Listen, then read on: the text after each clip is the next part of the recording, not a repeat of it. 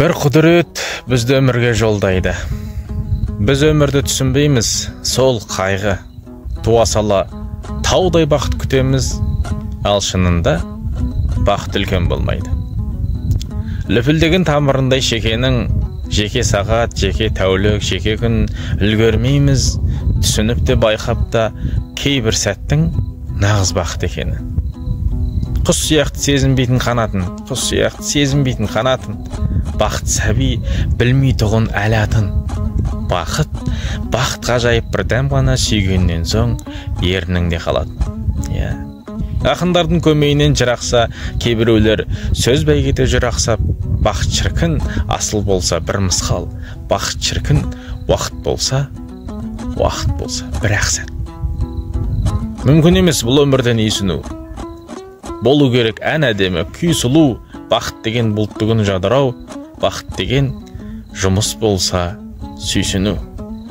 Келтіретін адам болса елгемін, неге керек босқа өмірге келгенің.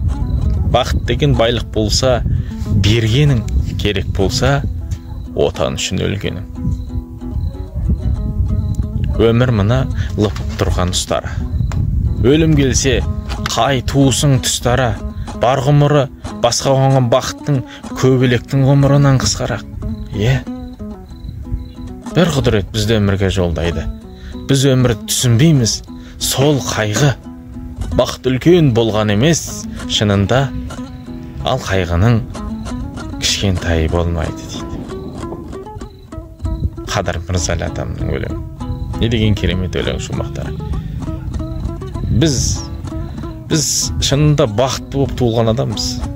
Біз бірінші бақытты болатын себебіміз, біз пайғамбарымыз саллаллаху алейхи вассаламның үмметіміз, мұсылман болып туылдық.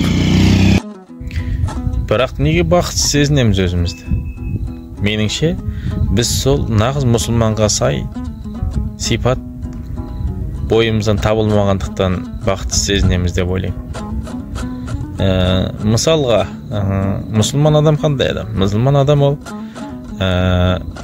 барға қанағат ететін, жоққа сабыр ететін, ол ағайын туысымен қарым-қатынасын жақсы ұстайтын, дос-жараны менен өте тату-тәтті, үлкенге ізет, кішіге құрмет көрсететін, ата-анасына құрмет қылатын, солардың барына қуанатын, солармен бірге өмір сүретін, айналасы қоршаған ортаны сезінетін адамда мұсылман дегеніміз.